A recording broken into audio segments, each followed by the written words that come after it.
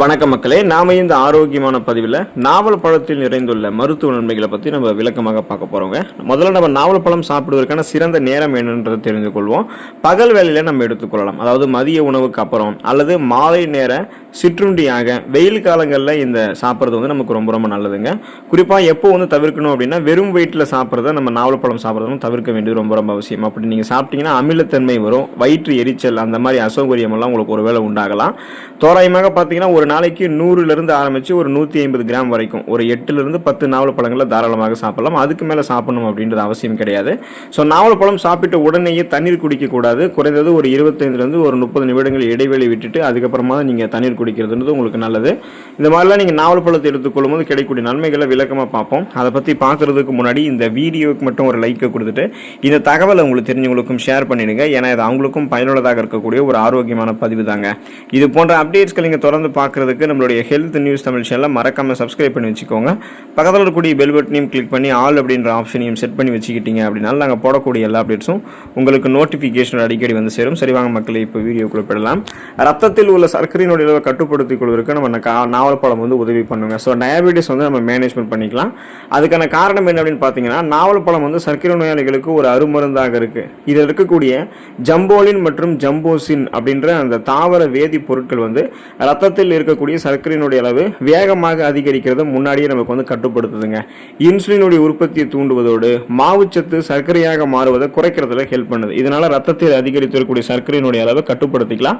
நாளடைவில் அந்த சுகர் ப்ராப்ளத்திலிருந்து விடுபட்டுறலாம். ரத்தத்தில் சர்க்கரையினுடைய அளவு அதிகரிக்காம முன்னாடியே தடுக்கிறதுக்குமே நாவல் பழம் உதவி பண்ணி சுகர் பிரச்சனை உங்களை கொஞ்சம் கொஞ்சமாக விடுபட வச்சிடும். இப்போ வந்து எதிர்காலங்களில் உங்களுக்கு நீரிழிவு பிரச்சனை நீங்கள் எதுவுமே இல்லாமல் நலமோடு இருக்கணும்னு நினைச்சாலுமே நாவல் பழம் கிடைக்கக்கூடிய அந்த பருவ காலங்களில் குறிப்பிட்ட அளவு நீங்கள் எடுத்துக்கிட்டீங்க அப்படின்னா நீரிழிவுக்கும் உங்களுக்கும் எந்த சம்பந்தமும் இல்லாமல் நீங்கள் நலமோடு வாழலாம். இதயம் ஆரோக்கியமாக இருக்கிறதுக்கு மற்றும் ரத்த அழுத்தம் தொடர்பான பிரச்சனைகள் விடுபடுவதற்கு நம்ம நாவல் பழங்களை எடுத்துக்கொள்ளலாங்க. ஸோ ஹார்ட் ஹெல்த் வந்து உங்களுக்கு ப்ராப்பராக இருக்கும் அண்ட் பிளட் ப்ரெஷர் வந்து உங்களுக்கு பார்த்தீங்கன்னா ப்ராப்பராக இருக்கும். ஸோ குறிப்பாக பார்த்தீங்கன்னா இப்போ நீங்கள் நாவல் பழம் எடுத்துக்கொள்ளும் போது அதில் அதிக அளவில் வந்து பார்த்தீங்கன்னா பொட்டாசியம் சத்து நிறைந்திருக்குங்க. இது நமக்கு பிபி பிரச்சனைலேருந்து விடுபட வைக்கும்.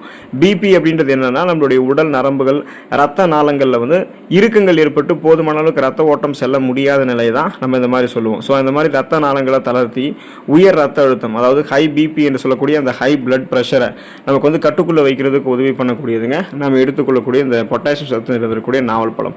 குறிப்பாக பார்த்தீங்கன்னா நமக்கு அந்த ரத்த அழுத்தத்தை வந்து நம்ம சரி பண்ணிட்டதுக்கு அப்புறம் ரத்த நாளங்களில் படிந்திருக்கக்கூடிய கெட்ட கொழுப்புகளையும் நம்ம தான் அகற்றணும். அப்போ உடலில் வந்து இருக்கக்கூடிய கெட்ட கொழுப்பு எல்டிஎல்னுடைய அளவை குறைத்து HDL அப்படின்னு சொல்லக்கூடிய நல்ல கொழுப்பு மட்டும் வளமான அளவில் வைத்து இதயத்தை பராமரிக்கிறதுக்கு, மாரடைப்பு பக்கவாதம் இல்லாமல் இதயத்தை ஆரோக்கியமாக வைக்கிறதுக்கு எல்லாமே, அதாவது இதயம் தொடர்பான நோய்களினுடைய அபாயத்தை குறைக்கிறதுக்கு நம்ம தொடர்ந்து வந்து பார்த்தீங்க அப்படின்னா இந்த நாவல் பழம் எடுத்துக்கொள்ள வேண்டியது ரொம்ப ரொம்ப அவசியங்க.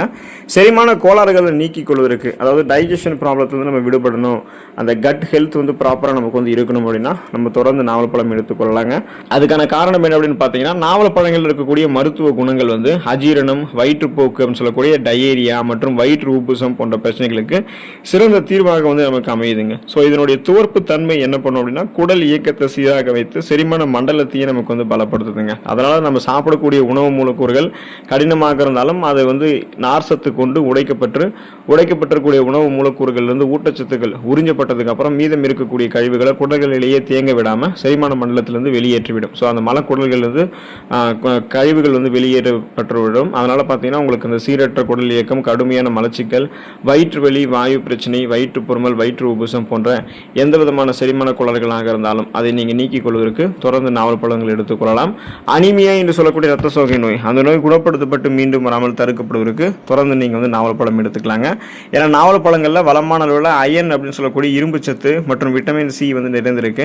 ஸோ உடலில் வந்து ஹீமோகுளோபினுடைய அளவை இது அதிகரிக்க செய்யுது. இப்போ ரத்த சோகை உள்ளவர்கள்லாம் நாவல் பழம் சாப்பிட்டு வருவது அவங்களுடைய உடலில் ரத்த ஓட்டத்தை மேம்படுத்தி சோர்வை வந்து போக்குறதுக்கு ஹெல்ப் பண்ணும். இதனால் பார்த்தீங்கன்னா இரும்பு சத்து பற்றாக்குறையால் குறைந்த ரத்த சிகப்பணுக்கள் அதிகரிக்கப்படும் போது ரத்த புரதமான ஹீமோகுளோபினுடைய எண்ணிக்கையுமே அந்த நமக்கு வந்து பார்த்தீங்கன்னா ரத்த சிகப்பணுக்கள் வந்து நமக்கு அதிகரிக்கப்படும். ஸோ ஹீமோகுளோபின் தான் நம்முடைய நம்மளுடைய உடல் உறுப்புகள் இருக்கக்கூடிய அனைத்து பாகங்களுக்கும் ஆக்சிஜனை சப்ளை பண்ணுது. அதனால் நமக்கு மயக்கம், தலைவலி, குமட்டல், வாந்தி, உடல் சோர்வு, உடல் பலவீனம், உடல் கடுமையாக வலிக்கிறது, கவனமின்மை ஏற்படுறது, இந்த மாதிரியான அறிகுறிகள் எல்லாமே சுறுசுறுப்பாக நம்ம ஆரோக்கியமாக இருக்கிறதுக்கு வழிவகை செய்யக்கூடியதாக நம்ம எடுத்துக்கொள்ளக்கூடிய இந்த நாவல்பழம் இருக்குங்க. ஸோ அதனால் ரத்தம் தொடர்பான பிரச்சனைகள் வந்து நாவல்பழம் நமக்கு வந்து பார்த்திங்கன்னா விடுதலை பெற்றுக் கொடுக்கும். நோய் எதிர்ப்பு சக்தி திறனை வந்து அதிகரிக்கிறதுக்கு நம்ம நாவல்பழங்கள் எடுத்துக்கலாங்க. அதாவது இம்யூனிட்டி பவர் வந்து பூஸ்டப் பண்ணும். அதுக்கான காரணம் என்ன அப்படின்னா, நாவல்பழத்தில் விட்டமின் சி என்று சொல்லக்கூடிய உயிர் சத்து, ஆன்டி ஆக்சிடென்ட்கள் மற்றும் பல்வேறு கனிமச்சத்துக்கள் இருக்குது. இது உடலினுடைய நோய் எதிர்ப்பு சக்தி திறனை வந்து நமக்கு பலப்படுத்தி, அதாவது இம்யூன் சிஸ்டத்தை வந்து நமக்கு ஸ்ட்ராங் பண்ணி கிருமி தொற்றுகள் மற்றும் பருவகால நோய்களிலிருந்து பாதுகாக்குது உங்களை வந்து. அதனால் நமக்கு இருக்கக்கூடிய அந்த சாதாரணமான நோய்களையும் குணப்படுத்திக்கலாம். சீசனலாக புதுசாக அட்டாக் ஆகக்கூடிய பாக்டீரியா வைரஸ் போன்ற பருவகால தொற்று வியாதிகளையும் நம்ம நம்மளை தடுத்துக் கொள்ளலாங்க. ஸோ நோய் எதிர்ப்பு சக்தி திறனை வந்து அதிகரிக்க வேண்டியது அவசியம். அப்போ தான் எந்த நோயுமே நம்ம தாக்காம நம்ம நலமோடு வாழ முடியும். அதுக்கு தான் நீங்கள் நாவல்பழம் எடுத்துக்கொண்டு இம்யூன் சிஸ்டத்தை வந்து நீங்கள் ஸ்ட்ராங் பண்ணிக்கலாம்.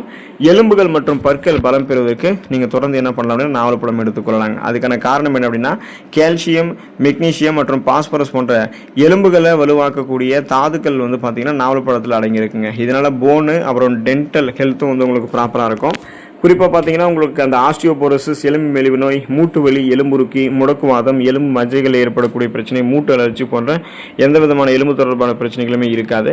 அதனால் பார்த்தீங்கன்னா உங்களுக்கு வந்து குறிப்பாக அது ஆரோக்கியத்தை கொடுக்கும். ஸோ இதுக்கப்புறம் இந்த ஈறுகள் இருக்குங்க இல்லையா, பற்களினுடைய ஈறுகளை வந்து வலுப்படுத்துறதுக்கும் அந்த ஈறுகளை ரத்தம் கசிவது போன்ற பிரச்சனைகளை குறைக்கிறதுக்கும் உதவிகரமாக நம்ம எடுத்துக்கொள்ளக்கூடிய இந்த நாவல்பழம் இருக்கும்.